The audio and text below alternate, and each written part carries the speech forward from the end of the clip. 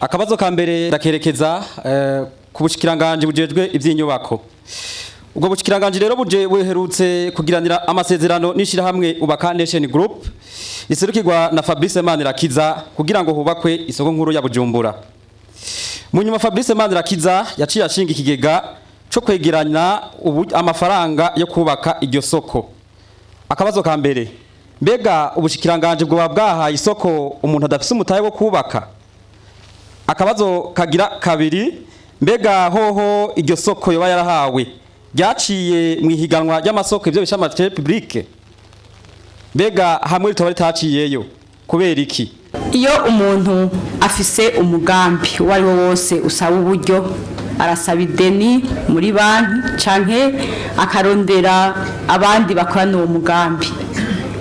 Ubaka Nation rero muri kino gihe kwegeranya uburyo ibicishije kuba bubo ariko barakorana uwo mugambi, aba ariko batanga uburyo nuko babona ko bazokungukira hamwe na Ubaka Nation Group baranguye igikorwa cyo kubaka isoko nkuru ya Bujumbura. Murakoze.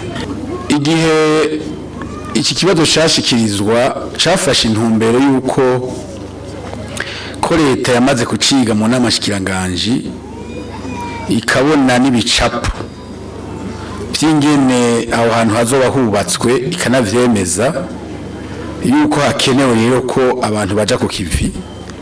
Ariko ikintu cyashizwe imbere cyane kikanakora no ku mutima wa nyiricubare mukuru w'igihugu nuko aba barundi baba mu mahanga bashikije icyumviro cyo kuvuga bati, mbega kubera iki abarundi ubwacu tutokwiyubakira irya soko yahawe isoko nkuru ya Bujumbura ari abarundi ubwacu.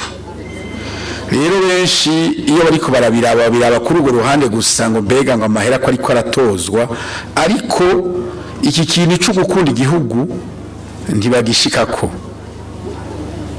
So kuvuga yuko abo bariko baratoza amahera abarundi bitari gushoboka ko yatoza hanze, ariko twumve twese iki kintu cyuko abarundi ubwabo aribo biyubakiye kiya kibanza cyahoze mu isoko nkuru ya Bujumbura arizo bariteka ku Burundi. Hanyuma ikindi kintu gikomeye abantu bomenya canke twomenya nuko iyo abarundi bahagurutse hatazobura bagomba kubaca intege, kuko abansi bazokwama bagavye.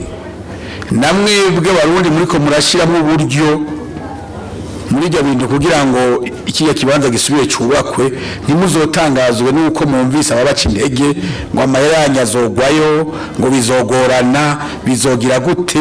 Ni kubera yuko hari abatazonezerwa nuko ari abarundi ubwabo bahagurutse kwiyubakira aho isoko nkuru ya Bujumbura.